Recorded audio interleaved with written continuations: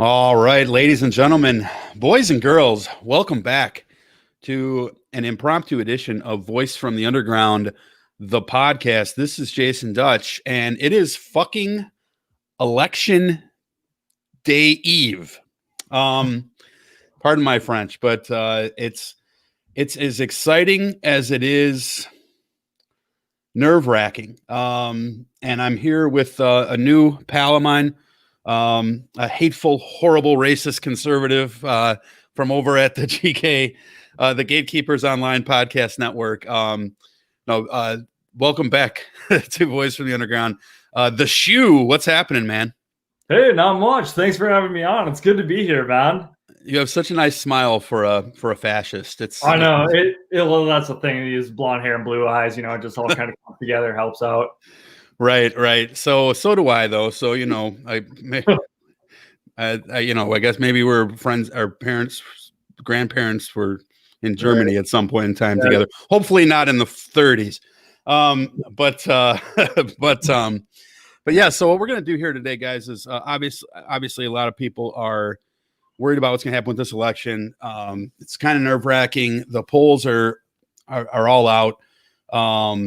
Pretty much everything is done at this point in time. If you're going to vote, you're probably leaning towards voting. So whichever way you're going to vote at this point. So we'll probably both give a quick pitch, but we're going to try to keep this to about 45 minutes to an hour at the top end. And what we're going to do is we're just going to run through and we're going to have a little bit of fun. We're going to try to predict this election. So if you want to comment, you can do so on Twitter, on Periscope, which is the same thing, on YouTube and on Facebook. So we're going to do this draft style. So if you guys are fantasy football, fantasy baseball fans, we're going to draft states, and then we're going to end up with probably about 12 or 13 that we're going to think are going to be contested.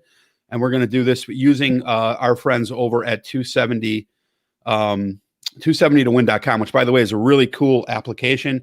I don't know if you guys are aware of that or not, but you can use it to predict the election on your own. So I am going to share my screen here for that. Before we get started, though, Shu, how are you feeling right now? Oh, man, that's such a loaded question. I think Trump may pull ahead by a little bit. It seems like the polls are kind of similar to what they were last year, and I think there's a silent majority for the Republican Party. And just in the trends that I've seen with sports, it seems like when they lean heavily to the left, the ratings have dropped. So I think that there is a big movement behind that. But it's getting to actually know where that's going, and if the majority is actually true or not. Right. But I think Trump will definitely lose the popular vote. Well, I think that's goes without any doubt. At this point, I am of the mind that the polls are off by about 6.5%. So most of what I do is going to be based on the fact that I think it's off by about 6.5%. I am strongly hoping for a Joe Biden victory, but with that being said, I don't want to get any more text messages. With that being said, I'm not confident. So, despite the fact that Biden has up until 3 weeks ago, he's up by 11 points in some polls, and I think that was just a little bit absurd. But really, all that matters is what, 7 or 8 states. So let's start out the draft, and then actually, real quick before we go into that, do you have a prediction on the Senate? We won't focus this on the Senate, but I am guessing it's going to come down to a 50-50 split regardless of what happens with the presidential. What is your thought on that? I think that the Republicans will lose the Senate. You think? Okay. I actually would take a Senate win over a presidential win, believe it or not. Yeah, I would too. Because a powerless Trump might actually be the most effective Trump. So, but we'll see. The best for me is no Trump. So let's go on with our draft here. So you, as the guest, get the first draft pick. And when I do this, you can still see my face on the screen here, right? You should be able to just see the screen. So go ahead, and as you can see here, listener, watcher, it's 0-0. Shu, you have the first pick of the draft. So I I'm pretty sure that I guess I'm just gonna start in the bread basket here. Yeah. Work my way around. So We'll start with our lowest hanging fruits. Right. Yeah. So I'm gonna say like Montana. Okay, so Montana is going to go red. We will put it, and actually, I'm going to bring this out here. So now it should flip only right from red to blue to gray. Now gray is neutral. All right, so you're up 3-0. I think I can fire a Steph Curry style 3-pointer here, and we're going to go with New York going blue.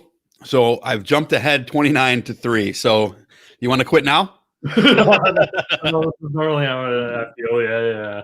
Every time I watch it every year, I was just detriment. Then of course I'm gonna go Wyoming. All right. So you're quickly grabbing the flyover states here. So Yep. You've narrowed it to 29-6. All right. So obviously I'm going to go with the other easy fish here, but just to keep it competitive, we'll go with Oregon first. So there you go. All right, your pick. I'll pick one with a few bigger numbers, and I'm going to go Arizona. Oh, I'm contesting that. Okay, so we can both contest a few picks. We're gonna leave Arizona at gray, so he can contest my picks too. All right, so basically he's tried to take those 11 electoral votes. I'm going to say block on those, and we get to come. Now I get only 10. He gets 10 also. All right, so you do get to default to another pick. Okay, so then I'll take Utah. All right, I won't contest that. I'm going to go with Washington. Yeah, I can't really argue with that. Yeah, I'll take Idaho. All righty. How'd you like to live right here on the border of Idaho? All right, so Idaho is yours. I'm going to go with California, which is going to put me up at a big 103-16 lead. Not looking good for you, brother. But who's your next pick? I'll do Pennsylvania. All right, again, contest. Okay. Use them all up real quick. All right. Okay, so I want to see if you contest this pick. Michigan. Michigan, I will actually contest. Okay, so you're contesting Michigan. I thought you might. All right. So I'm going to move down here then to Colorado. You contest? You'll give me. I've been in Colorado enough to know. Yeah. Okay, Colorado is then blue. Okay. Your pick. I know you probably contest this, but I would say Minnesota. Okay. I am going to contest that. Yes, you are correct. Okay, so go ahead. I've already used up 3, though. So I'm not going to let you save Florida either. So nice try. Yeah. But I would say you'll probably contest that one too. But I'm trying to put some big numbers on the board, but still. You'll get there. Don't worry. North Dakota. All right. North Dakota. And then, you know what? Just for fun, we're going to give you South Dakota too, because I know you're going to. Well, let's pretend you drafted the Dakotas. Okay, yeah, they're yeah. So, all right. So, I'm going to select Illinois. Yeah. Unless you're going to do it. All right. So, and then I'll take Iowa. All right. I'm actually not going to contest that because even though it's somewhat close. I agree. I am gonna give you that one. I think Trump is gonna win Iowa by about 2%, but a win is a win. Right. Okay. I think it'll be close as well. Right. Nebraska, I'll take. All right. So you're taking Nebraska. Well, you just took 2 in a row, but that's fine because you're gonna end up with a higher amount of states anyway. So, all right. I'm gonna go with. I'm gonna run down the gauntlet here. Massachusetts. Yeah. Your pick. I'll take Kansas. I'm going to go with Rhode Island. Yep. Give me Oklahoma. And I'll take Connecticut. Arkansas. New Jersey.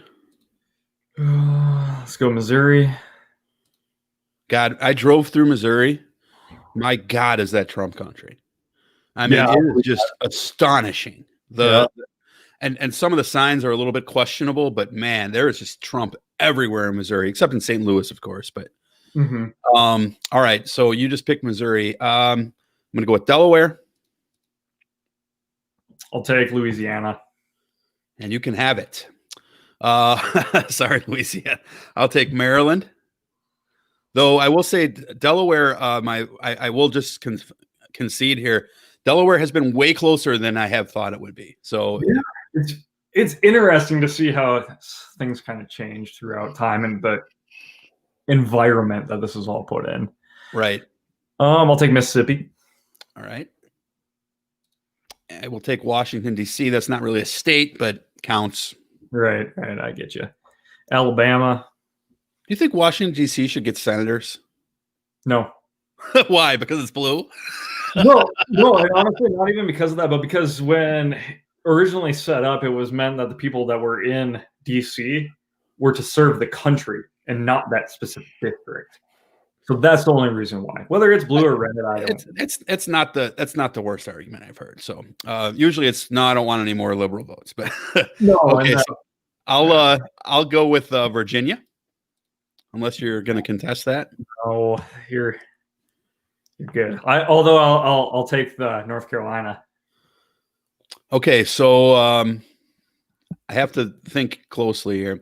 All right, I'm going to give you North Carolina, but I'm going to give you North Carolina with an asterisk. I think that North Carolina Senate seat is going to go blue. I truly believe that. I know it's like dead even right now, but I will give you North Carolina. Though the polls, I don't know if you agree with this. The polls have been moving so ridiculous in North Carolina. Yeah, it's just ridiculous is the word. I mean, Trump was down, then he was up. Biden, I think, was leading by as much as 2 points at one point. Trump was up by 4 or 5 points at one point. It's moved. That state is that's moving a lot. I think it could go either way in different senses. Like I think that maybe Trump will win the presidency there, but we'll lose the Senate there, or we'll win the Senate there. Yeah. Lose the presidency. You know, like it's so volatile. It is, and the polls have moved there, I think, more than pretty much anywhere else except for one that we'll come back to. So you took North Carolina. I'm going to go with Vermont. I have to take Vermont. You have to take Vermont for Bernie. You cannot take my state. Yeah, you can have that one. Yep. I'll take Georgia. Another damn close one. Real quick thought on the 2 Senate elections going on right there. Both of these Senate elections could end in a runoff. Right. In which case we would have 2, not 1, but 2 runoff elections in January, possibly to see who takes the Senate. Yeah. That's crazy. But Kemp's the governor. I'm sure he'll cheat, so you get it. So, all right, I will go with New Hampshire. Okay. I'll take South Carolina. All right, you can have that one. So we're narrowing up a bit here, 204 to 125. I don't think, except maybe North Carolina and Georgia, that too many people are going to have a problem with any of this. I'm going to take. All right, I'm going to actually do one thing here. I am going to, as a draft pick, and you can tell me no if you want, but as a draft pick, I am going to take 1 electoral vote in Nebraska, because Nebraska does split its electoral votes, and I believe that Biden is going to get enough to pick up 1 of the 5 electoral votes there. Your thoughts? Yeah, I could see that. We've seen that in the past. And considering, they are split, I could see it going that way. Okay, so there was my pick. You get the next pick, sir. I'll take Tennessee. Home of Al Gore, man who invented the internet. I will also take here I'm going to try to do this the fair way. I'm going to go with Maine, but I'm only going to draft 3 of these. So if you want to claim the other one, you can, but it's up to you. And I will take that other one because that was one that I was going to kind of contest on, but I can I can compromise with you that way. Just because I think rural areas tend to think differently, and Maine does have some rural area, and I think it's enough to pull one out. Absolutely. Absolutely. Hopefully you guys listeners can't hear. Do have the kids home. Okay. So, so, all right. So I think the fair thing probably is for a 50-50 split in Maine. So let's do that. Sure. All right. So I'm going to default the fact that you're going to get West Virginia here. Now we're getting down to some nitty gritty states here. I'm going to take New Mexico. Your thoughts on New Mexico? No, I think that's fair. I just, yeah. Okay. That one is really close, but because of the fact that I think the polls are off by 6.5%, it's trending at about 8%. So I think it's safe, but definitely not outside of the margin of error for the margin of error, which, yes, I'm saying that twice and I'm saying it for a reason, but we'll get back to that. You have the next pick. I'll take Pence. Oh, I already said that. Mike Pence? I'll take Indiana. Okay. The home of I thought you meant Mike Pence's state. Okay. So we'll give you Mike Pence's state. All right. So this one you might contest. I'm going to go with Michigan. See, and I will a little bit. Okay. Yeah. I'll contest that. Okay. So you're probably going to have the same answer. Wisconsin, I'm contesting that as well. All right. Nevada. Nevada does have a bunch of rural area, but I think the cities are big enough to kind of spread out and overtake that. So I can see you guys taking that. Okay, so I'm assuming you're going to take Kentucky here. Kentucky, Ohio. Yeah, okay, so Ohio is close. So we're in what we would now. You have to be even yourself a little bit surprised that you haven't taken Texas yet. I think you'll take Alaska and I'll take Hawaii. Is that fair? Yeah. Okay. And Texas, I'm actually super worried about, to be completely honest. You are. You're not. No, I am. Yeah. So let's talk about Texas in a second. That's a state I want to talk about, but just real quick, what's your selling point on Ohio? And I'll tell you whether or not I agree with it. For Ohio, it's just I've seen. I guess they're variable, or they flex a little bit in the numbers from what I've seen, but it's hard to tell in regards. But I think with the riots and stuff that have been happening in areas surrounding Ohio, I think it's enough to push it over to the edge. You mean the protests where the police antagonized the protesters? Right. Okay. Yeah. That's what I thought. All right. So I'm going to let you have Ohio. I don't give it up happily, but I do believe that it will go. Again, I believe the polls in a lot of these swing states are off by 6.5%. Ohio's trending Biden +3. Last I checked, 3 minus 6.5 is negative 3.5. So I'm not going to fight with Ohio. Let's bring it back to the three states here: Wisconsin, Michigan, and Minnesota. I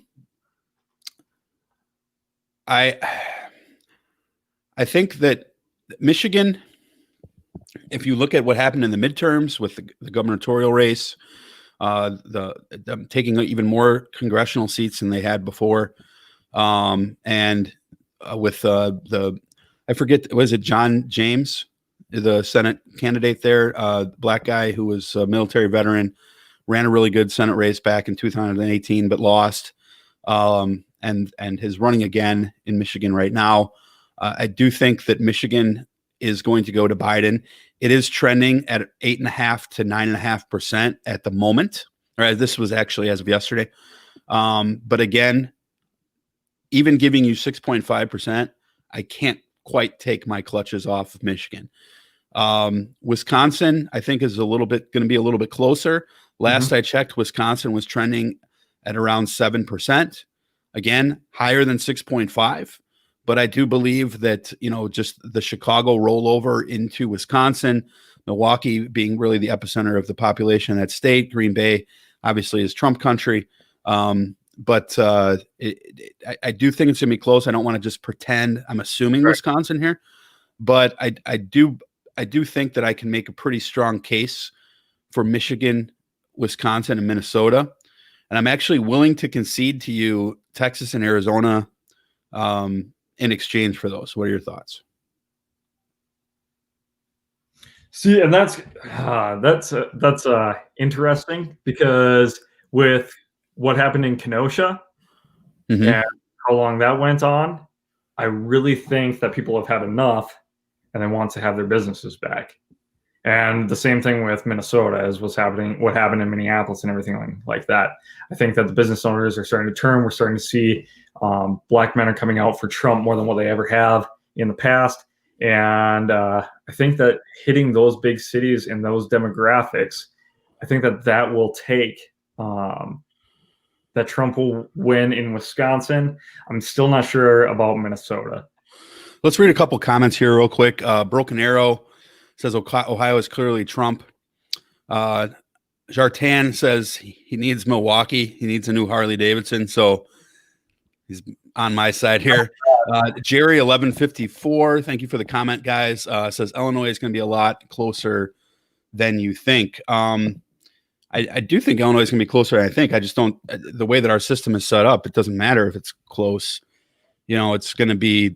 They just put a new look. The way I look at it is this: with a Republican governor in Rauner, Illinois is nice enough to conservatives to have their gubernatorial election on midterm years.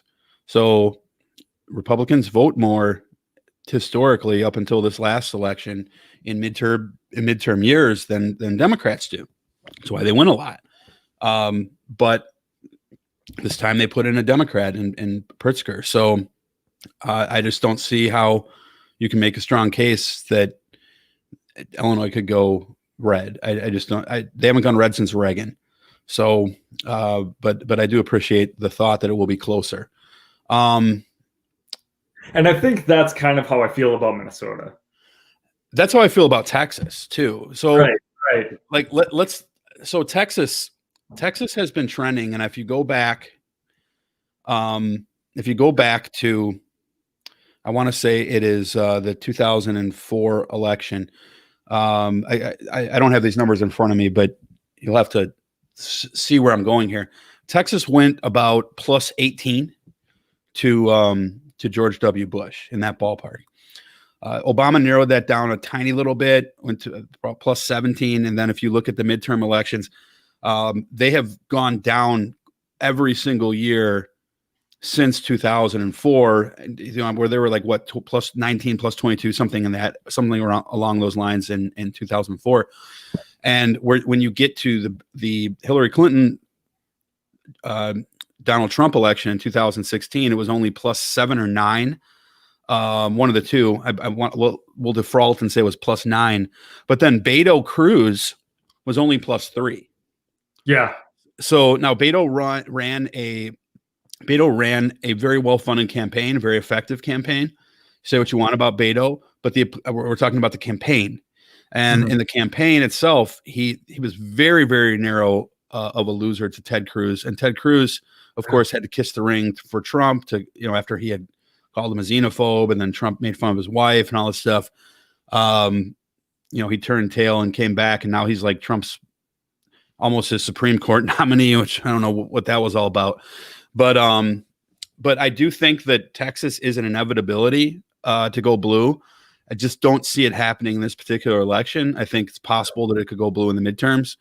But it's really, really going to be close. I think right now it is a swing state. It's like Trump was up 0.5% or something like that recently. Just your quick thoughts on Texas. Yeah, and that's kind of where I was thinking. I think it's definitely trending blue. The race between Cruz and Beto was mind-blowing to me, because my personal opinion, Beto is a trash candidate. Like, he's not very well put together and everything like that. He doesn't come off professionally, I guess is the way I would put it. And to see it come that close was crazy, because I really think that if the Democrats would have had a better candidate in that wheelhouse, someone maybe like Tulsi Gabbard or someone like that, someone who's more professional in their way that they present things, I think they would have taken it. For sure. Interesting, because Tulsi Gabbard is like one of those weird candidates that you don't even really know where she's at on a lot of stuff. But so I didn't hate her. I mean, but for a state that's trending in the middle, if you get somebody who's able to pick up those middle votes, plus you're running under the Democratic flag, then you can kind of push that. No, that's a fair point. Well, Texas is definitely going to be something to keep an eye on. Your thoughts on Florida, real quick? Oof. I think I think Florida will pull out for Trump this year again. Okay. Why do you believe that will be the case? Just the support that I've seen down there. I ride a bit of bike too, and I've seen a lot of some of the groups that I'm involved in and stuff like that. They're going out and they're filming like miles and miles of Trump parades throughout. And granted, it is in rural areas, so it's going to be a fight between the rural and the suburban areas. Why is it that you think that rural areas go so heavily for Trump? Is it? I mean, obviously they're white areas typically, but outside of that, most of the programs, it seems to me that Democrats push for are more for the small to mid-sized business, more so than the Republican Party that seems to benefit the larger businesses and of course your mega multinational corporations. I'm not saying that that's bad because they want to, those companies give people a lot of jobs, but at the same time, small to mid-sized business is the lifeblood of America. And I will say, I think both parties overlook the small, your local plumber, for example. Right. But with the farmers, especially with what happened, and I think farming is probably more a Minnesota, Wisconsin, Michigan thing than Florida. But a lot of what he did hurt farmers quite a bit, with the exception of maybe dairy farmers. All of the other farmers, soybean farmers are in a very hard state right now. Right. I think a lot of it is because there's a lot more than just farmers too. I mean, you have a lot of your distribution centers are put in rural areas. Your manufacturing jobs are put in rural areas. We see that unions are starting to trend a little bit more Republican because I think from where I come from, we don't want handouts. We don't want anything just given to us. And all that stuff really kind of pisses us off when we go out and I'm from oil field country, so we go out and we work the rigs and everything. And then when you got somebody who wants to cut down fossil fuels and stuff, I mean, that puts all of us out. Where are you from? I'm from the Bakken region, so Montana, North Dakota, South Dakota. Oh, okay. Because I'm in Bakersfield, which is, oil 101. It's a little slice of Texas in the middle of California. And obviously the rig guys, oil rig guys, they have some of my wife's side of the family. They're very, very strong Republican. And it seems odd to me that, with oil being as cyclical as it is, and every 5 years, there's that trend where the Exxon just lays everybody off. You know what I mean? It's like, I don't really see how that's not a political thing. That's an oil thing. But let's be honest, oil is a big funder of the Republican Party. Yep. So got another union members want jobs. So I totally agree with that. The thing though with unions, and this is coming from a guy who's a former Teamster, unions themselves are almost always liberal, the union themselves, but the union member is very much a closet conservative. They'll wear they were wearing the Hillary pin, but voting for Trump. They were wearing the Obama pin, but voting for John McCain. Right. So it's in a lot of those cases because they still fit that demographic of primarily, white male, which I hate. I don't want to keep going back to that, but a spade is a spade. White males vote Trump 85%, 80%, something like that. Right. So it's. But what do you think this year with the black male vote trending toward Trump? I think that it's not. I think that's absurd.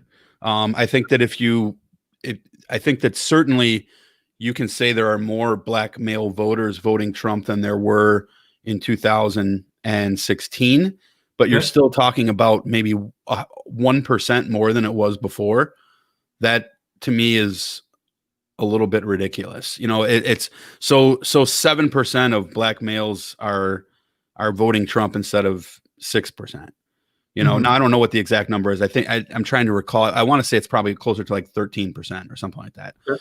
But still, I mean, is that a trend? Is 1% a trend? I'm not sure that that's the case.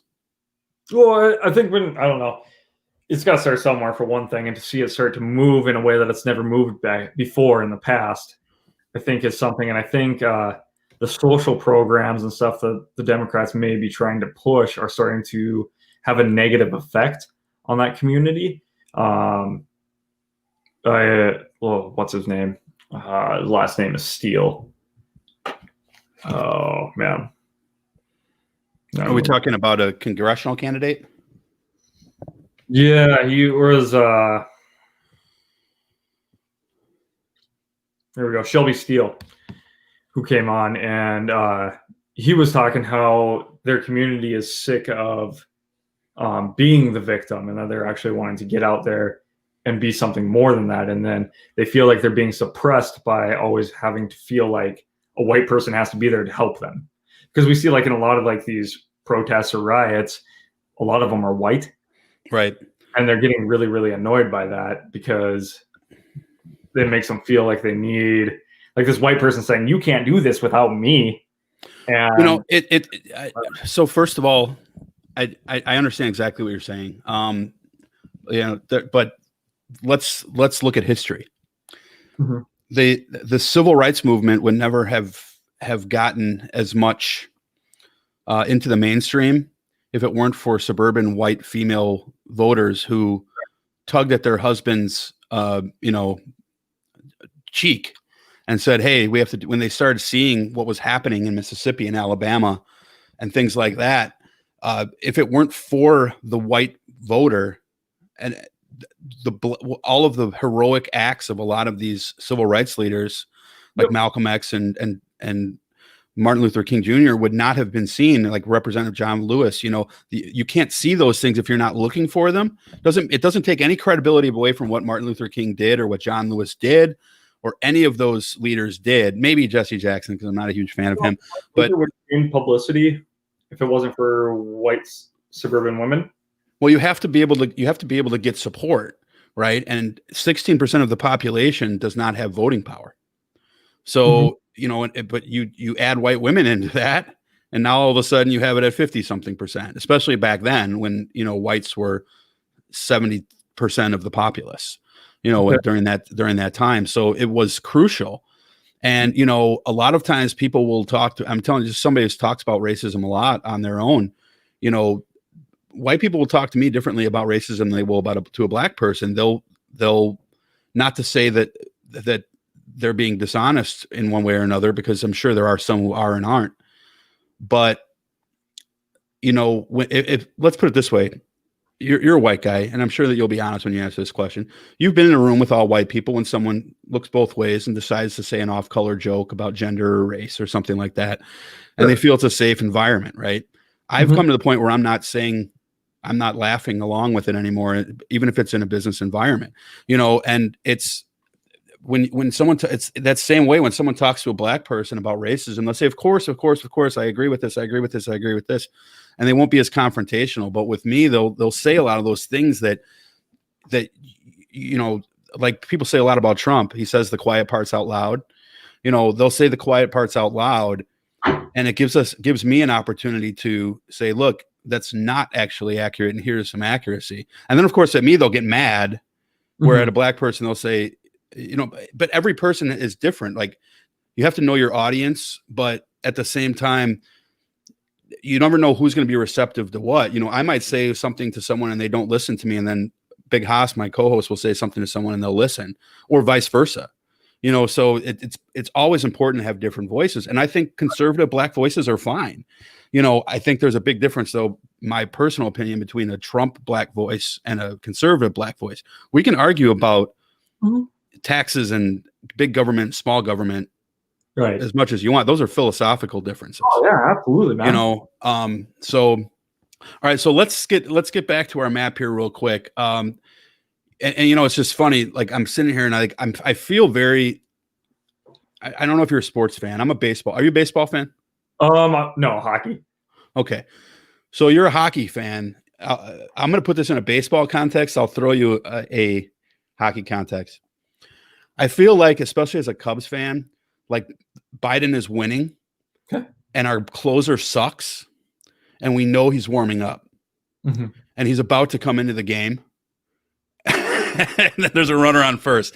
And it's like, we only need one out, but this guy's he's blown so many games before.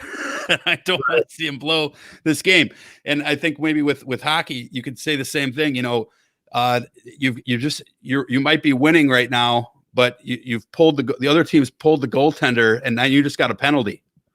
So so it's 6-on-4 for 45 seconds, and you're only up by 1, right? So it's like, is any of that hold true to you right now?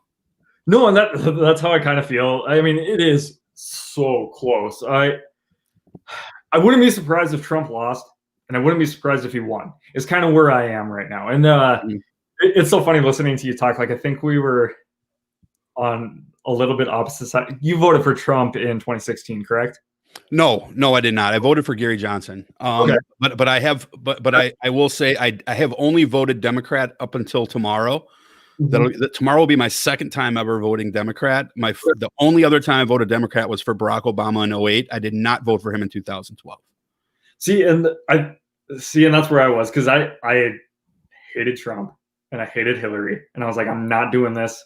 So I went straight for Gary Johnson, and it was like walking a tightrope. And then it came upon like a couple policies that I ended up liking, and then I fell to. And then when I saw what happened in Pennsylvania in regards to them trying to take away guns and stuff like that, I didn't appreciate that. So I said no. And then I saw, protest riots, and I didn't side with that. And then I'm a big Israel fan.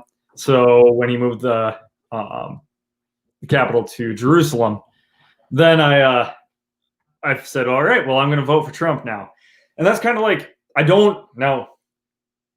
I vote for him on a policy basis. And I absolutely cannot stand the guy and how he talks and how he treats people. It drives me up a wall. Well, you're a Christian, right? Yep. So, I mean, humility is like one of the main biblical tenets. Right. Do not gloat. Good leaders should be chosen for their ability to bring people together. Obviously, it's a paraphrase, but I can cite you 100 verses against Trump, and it just doesn't make any sense to me why even. And now you have this guy from the Southern Baptists too, who's turned tail the last 2 or 3 days. So, no, and my thoughts behind that is like, I'm not electing a pastor. I'm electing a president. So it's all based on policies and on how I can accentuate my freedoms within the United States, as opposed to what they may be practiced in a democratic realm, where we see like Newsom's already, he's closing down like Jews and their places of worship and stuff too, because of the COVID. So, well, yeah, but he's closing down gatherings. He's not telling you not to be Jewish. But these. I'm not a big fan of Newsom. Okay. Right. But like my dad got all pissed off because he's a Trump guy. He's like, he said church isn't essential, so he's the devil. No. He said gatherings for anything, for any religion, this includes Islam, he's not singling out Christianity. He's saying that any gathering indoors of more than I think at the time it was 50 people. Actually, it's gone up and down since then. For a non-essential gathering, like not making food or something like that, during the months of April and May was non-essential. The Bible says when 2 or more are gathered in my name, that the Spirit shall be present, essentially, again, paraphrasing. Does not say when 200 or more are gathered, and the size of the church makes no difference. Joel Osteen has one of the largest churches there are, but yet most Christians think he's a slime ball. Right. So, who cares how big the gathering is? It is the message that matters. Real quick. Hi, Tim. Hi, Karchan. KJ, as I like to call you.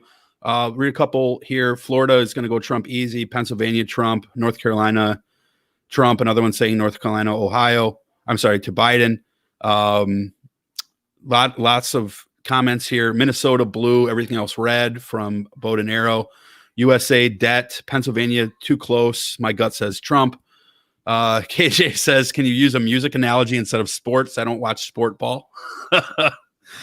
Tim Bristol says hello. And KJ says it doesn't make sense. Why do you need 50 people to cook? Hey, come on. I'm talking about food distribution like Nestle, Kraft, those sorts of companies that are producing in a factory. But all right, so let's get back and close out this map here. So I'm going to show you. Well, actually, so you're here. So we're going to go with your way real quick first because I want to see what your overall prediction is. Sure. Minnesota. What was your what?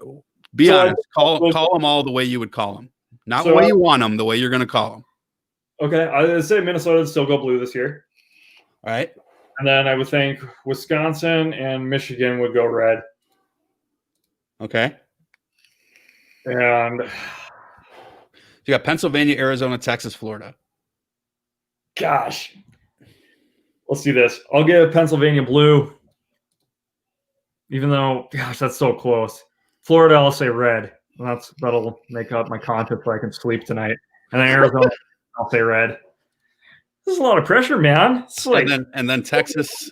Yeah, if I don't cry myself to sleep tonight, jeez. But look how close this is, even with your biases, 252 to 248. Right. And then you're going Texas red, I take it. Yeah. Okay. But, all right. So by your count, you're going 286 to 252. Let me show you how I differ on this slightly. Okay. All right. And of course, the kids they have to yell. I swear to God. So I'm going to give Michigan and Wisconsin blue. Again, I'm using a mathematical formula for this, guys. Okay. Both of these states are over 6.5%. I'm giving Trump every single possible conservative estimate that I possibly can, not because I want to, but again, because my sports team always loses, right? So I'm used to losing. I'm going to stick with Florida going red. I'm going to stick with Texas going red. There was one I think here that I was going to disagree on because, but what am I missing here? I am missing something here. My son, in case you guys can hear him, can you hear that in the background? Just he's playing Among Us. I don't know if you've seen that damn game, but that damn game is it's something else. All right, so Arizona 270. Why does it look like I'm missing a state here? So 270. Okay, so this is where I was at. So Arizona is the one state. So this is the way that I have the map set up. This is just astonishingly close. Actually, Arizona, I had red. This is what it was. 260 to 258, okay, with Pennsylvania being the only state that I can't call. Now, I do think Arizona is going to go red. Mm-hmm. I think Florida is going to unfortunately go red. I think that Ohio is going to unfortunately go red. And I think all of these states are going to go red by 1% or less. I think Biden's going to win the popular vote by about 4.5%. Because right now he's trending about 9%. So 3.5% to 4%. It's going to be an astonishing lead in the popular vote. Mm-hmm. Pennsylvania, though, is trending at 5% to 5.5% at the moment. Or actually, this is as of yesterday, to Biden. My math says 6.5%. So I have to, I unfortunately put it there. But so my prediction is Trump 280, Biden 258. I'm not happy about making this prediction, but again, I think America sucks. And when I say America sucks, I don't think America sucks. American voters blow balls. Shu, sorry, brother, you blow balls. Okay. but the thing is that I want to stress here, and I'm praying that I'm wrong, is this is so razor thin that literally you can change any state. Mm-hmm. There's so many. And look what happens if you're right on Arizona. If you're right, and Arizona's right there. Yep. right? I mean, what happens in this particular scenario? We go to Congress. Yep. 269 to 269. I mean, and this is a very possible scenario that we have here. You know, so it's, I mean, it can make as little a difference as instead of me giving you 2 votes in Maine, I only give you 1 and it's over. Definitely. You know, so it is so close. And I would hope that there's still enough of a social fabric within this nation, like you and I, on 2 separate spectrums of the field, to still be able to come together and discuss ideas and quit. I hate throwing, like, even hate saying like lefties or conservatives and lumping people all together to make it easy, because we're all humans, and I think it's very, very important to discuss ideas among both of us. You know what I mean? Yeah, absolutely. And it's the idea sharing is great. The one thing that I'll just ask your opinion on is that what is this thought that, because I'm really curious to know this. I hear all the time that Obama was the divisive president. Can you please explain to me how that is even remotely true? I think it's my big thing was what happened in Texas with the sniper. And he blamed that on the cops were being suppressive and racist against the Black community, and that they just had to unleash it. And I think that was kind of the powder keg that happened, and I think Trump magnified it. Well, Trump certainly magnified it, but I mean, you're talking about and I don't necessarily agree with what you're saying about Texas, because I think if something is true, like Ben Shapiro says, facts don't care about your feelings. Right.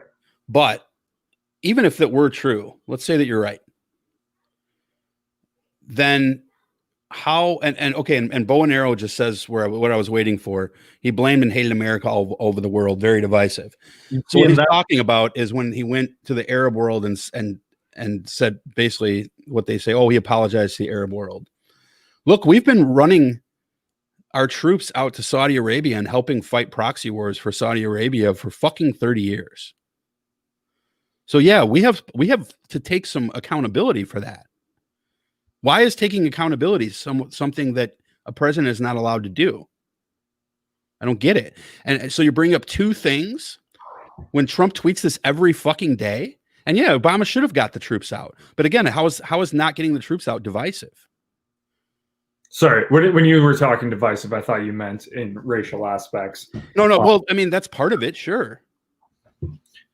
So there was that, and yeah, I think the Middle East was huge. I think a lot of Republicans are pro-Israel, and the pallets of cash to Iran was not great. The nuclear Iran deal, and how he treated that whole situation down there. I mean, it was like, well, it'll bring peace. It'll bring peace. Well, then Trump comes out with this peace plan, and granted, some of the bigger countries aren't involved, but I think he's bringing people more together. But I think that was hugely divisive down there in regards to that sort of thing. And that's when the whole tranny issue started to kind of make its presence known. I think it wasn't so. I mean, are you talking about transgender? Correct. Yeah. Okay. And so allowing gay people to marry is divisive? No, I said transgendered. Oh, in the military you're talking about. Right. Yep. Okay.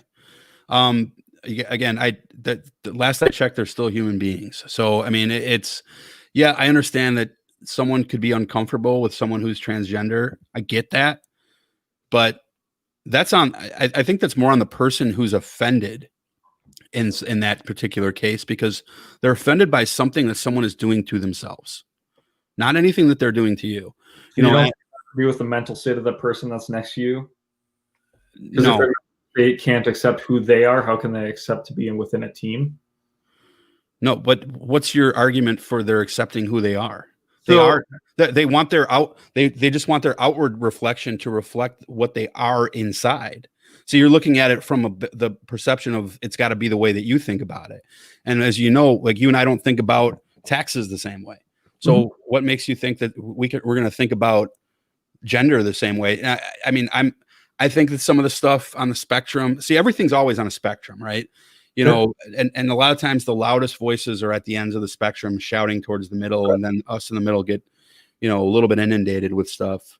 But if someone, the libertarian stance is freedom, do what you want to yourself. So, you know, who am I to judge the mental capacity of someone because they've always felt that they were a female when they were born in a male body, but they've always felt that they should be a woman. That's that person's prerogative. And unless you are a medical professional, which the medical professionals have said up and down the line that it's not a cognitive thing, a cognitive disorder, that it's just, you know, race is a social construct, sure. But I get that there's man and there's woman for reproductive, but just even I don't pretend to understand transgenderism.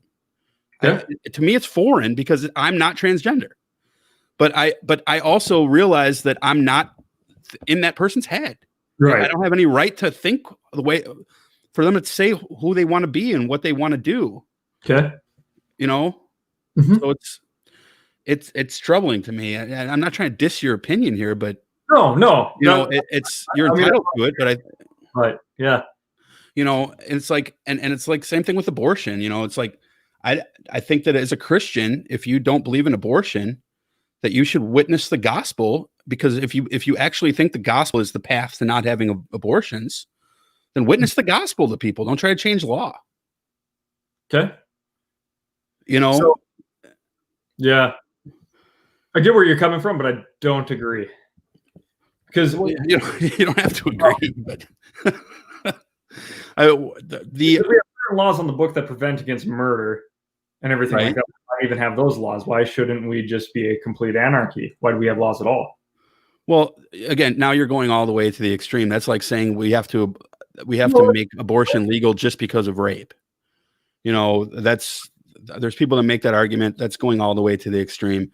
That's like the other side of abortion, where you know, they're allowing babies to be born and then killed right after they come out of the womb. That's also largely untrue, because a late-term abortion costs like $75,000. Though people aren't just going to do that on a Tuesday, right? You know, it doesn't even make sense to think that someone would be that irresponsible. But if you're a woman and you have 5 kids and you're in a pregnancy at 42, 44 years old, having sex with your husband, which is a marriage bound by God, right? So you can't say, "Oh, keep your legs shut," because there's people who just say, "Oh, keep your legs shut. Don't be a whore," you know.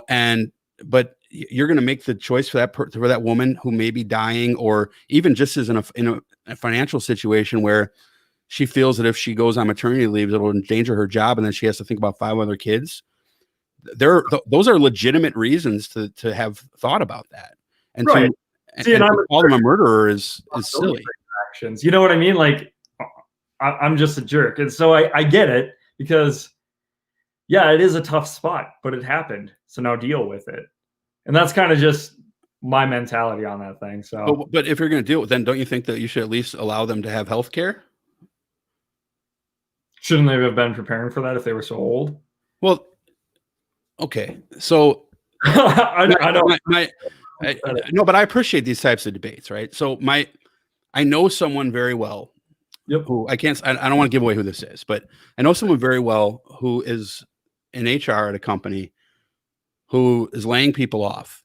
And they had one guy that didn't get laid off because they had to fight to make sure this guy, who had no idea his layoff was coming for no reason other than they just had too many people, who's literally in the hospital having brain surgery tomorrow. And the company wants to lay him off and end his benefits immediately upon termination. Depending on his budget, we don't know if he has enough money to budget Cobra, because Cobra costs a shit ton of money, right? But if you've been working somewhere for 25 years and you don't see a layoff coming, yeah, you might have $5-6 grand in the bank, But to be able to pay for a $75,000, $85,000 brain surgery because your company decided to lay you off the day before your surgery, that's not your fault. Right. So how are you going to tell that person they should have prepared better? That's irresponsible to say so. That's where I think charity should take over. You don't have enough charity to pay for everybody. And look at St. Jude. They can't pay for every child. Say again? But if people got more out of their checks and they were taxed less, they would have more money to give. But you can look at I understand that argument, but I think you have to look at the other way too. If people gave more out of their checks, we wouldn't have a need for charity. Yeah. And then they would be prepared, right? Well, they would have a safety net. Yeah. Right now we pay into medical and we allow, allow is probably the wrong word, but like Blue Cross Blue Shield, United Healthcare make billions in profit, which is fine to have profit, but I don't think that my kids' care should depend on what a stockholder wants to do money wise, and if we're making medical decisions based on monetary profits, to me, that's not the way that a medical system should be set up. Okay. And people get so scared of socialism. Socialism is an economic idea. It's not Satanism, right. But there's this tendency to want to bring it in with devil worship. Real quick here, a couple. You want to read a couple of these? Can you see these? I'll let you. I'll share. And I can't read. Oh, okay. Someone's telling me that I'm not sure if they're saying I'm extreme or you're extreme. The life of the mother is different. I'm not sure whose side JJB 629 was on there.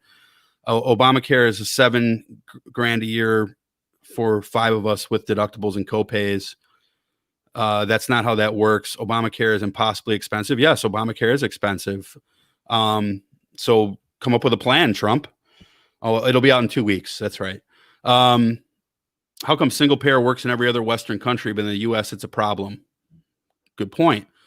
Tim actually kind of answers that question because of lobbying by private health insurance. So I'll let you have the final say on that, and then we'll wrap because I know you got to go. No big deal. Be fair. I guess I get it. I can be a little brash, but whatever. Hate me. I have a punchable face. Yes, I was gonna say that early on. No, I get that. I understand that. I'd give it to me. But I guess my main stasis on where I put everything is I put everything on truth. And I wrote an article about this. I just released it yesterday. Little plug in there. But and that's how I view truth and how I view freedom is based on an actual reality that stems out of scripture. And that's where my basis is. And coming out of that, I believe that each individual person has a responsibility to take care of themselves. That's why, like in regards to healthcare, I take care of myself. I go running all the time. I eat healthy and I work out and all that good stuff. Great. Now, somebody who goes to McDonald's every other day and is eating unhealthy ends up getting heart disease and gets put into the hospital because of his life choices that he made in his life. Why should I have to pay for that? And that is basically my premise is you're supposed to take care of yourself and take responsibility. And I guess that's kind of where I stem from on a lot of things. So can I just ask a quick question regarding that? Yeah. So let's say that there's me and someone else, and both of us makes a choice to eat unhealthy and be a slime ball, and get into gluttony, that sort of thing. But if one of us is born to Bill Gates and the other is born to a drug addict, how is it either of our fault who we're born to? Children don't decide who their parents are. Right. So why does that person born to Bill Gates get to go and have emergency coronary surgery, but I get to die because of who we were born to, and we both made the same choices? Well, there's huge foundations for charity for stuff like that too, for the children and stuff like that. Like there's plenty of charities that are out there to take care of that. And honestly, I think that's where the church lacks, because I don't think the church is taking enough responsibility. I agree. In need. And I think that's what's really killing them in the communities today. Church wants you to listen to them, to be like, well, this is the way to live when you can't even preach it yourself. The Catholic Church does a pretty good job. Mm-hmm. Yeah. But the Evangelical Church does not. That do this, but I know. I'm sorry, I stepped on you. Can you repeat that? Oh, I said there are a lot of churches out there that do a good job, but a lot of them are slacking and are in it for business more than anything. So yeah, we agree the church has a lot of issues. All right, so let's close off here with our map. Give your 90-second pitch for Donald Trump, and then because my show, I get to go last. Yeah, no, that's cool, man. My pitch pitch your show as well. Pitch my show. Oh, great. Well, I'm the host of the Schumann Show. We talk about religion, politics, and culture, and we bring them all together. I bring on a bunch of guests, and we just have conversations, kind of like what Jason did today. It's not really interview style. We just talk. My basic premise for voting for Trump doesn't go for the man in who he is personality-wise. I'm not electing a pastor. I'm electing a president so that I can have the freedom to go out and make the choices that I make, to take responsibility for myself, and to be able to have the ability to lift other people up out of the garbage. I believe that equality of outcome is a false god. And because of that, everybody needs to work hard to get to where they want to be. And we live in a nation that allows you to do that, to pick themselves up out of nothing and make yourself into whatever it is you want to be. I was that person. My wife was that person. She lived on the streets for 4 or 5 years in the cab of her pickup. And now she's management of a big financial institution. It can happen to you. Get your head down. And Trump, I think, allows America to be that place that doesn't just give out handouts and make you a weak person. Has the ability to make you get down in the mud and pull yourself up by your bootstraps. So that's my pitch, I guess. Okay, so I appreciate that. I probably should have put us on. Well, I like having this, how close this election is here. So I appreciate that pitch, and my pitch is this. I think personal responsibility is great, but I also think that social responsibility is important. I think that if you care about people, about those great success stories like your wife, who pulled themselves up by their bootstraps, so to speak, and made themselves of something, that we can look to that person as a great example, but not assume that example is going to be an element of exactly how hard they worked compared to others. I believe that it's easy for someone to bust their ass their entire life and never make it. And I also think it's plausible, and in fact, we see it all the time, where someone is born into generational wealth and essentially doesn't have to do shit, but gets whatever they want in life. I think that all children are important. And while I do agree with a woman's right to choose, I'm not a huge advocate for abortion. I think abortion is terrible. I think most people agree that it's an unfortunate thing. But it makes me shudder to think of the amount of atrocities that you could, in theory, attach to being pro-life and have people subscribe to it. If we actually care about kids, we care about making sure that children have access to opportunity, and that every kid, regardless of who their parent is, has access to somewhat of the same opportunity as someone else. Socialism is not something that anyone is going for, but social concepts within a capitalistic structure, at least for the short term, and when I say short term, I mean the next 150 years, is something that we can accommodate, and it's something that we should strive to do, because we should care about other people. We should care about the fact that someone who doesn't have medical insurance because they just got laid off 3 weeks ago and then next week gets diagnosed with cancer, that we should care about that person and not say, well, you shouldn't have gotten laid off. So it's those ideas, and also the ideas that racism is embedded in this country and it's better than it was. But I think also admitting that there are issues there and trying to get even better than we've become is something that's worthwhile. And it's something that, if you look at it like this, and I'll close with this: criticism of America is not hatred of America. If I love her, I can ask her to do better, just like I do with my kids. So, guys, if you like this show, first of all, Shu, thank you, brother. We're going to hook up again. Yeah. I hate your fucking ideas, but I like you. So, if you like this show, subscribe. You can support the show if you like by going to www.patreon.com/VFU podcast. And we do live stream every Thursday, as well as have special bonus stuff like this. So it looks like you're trying to say something? I completely space putting my Twitter handle for you. My Twitter handle is at STR8 WHITESHOE, straight white shoe. So he's straight, he's white, and I'm gonna stick my shoe up his ass. Yes. How about that? So, all right, Biden 2020, prove me wrong, people. We'll see you guys in a couple days, and we'll do a postmortem on this shit show. Don't go killing anyone, no matter if you win or lose. We agree on that, right? Yeah, I mean, in general consensus. Awesome. All right, guys. Thanks for listening, listeners, or viewing watchers. We'll talk to you later.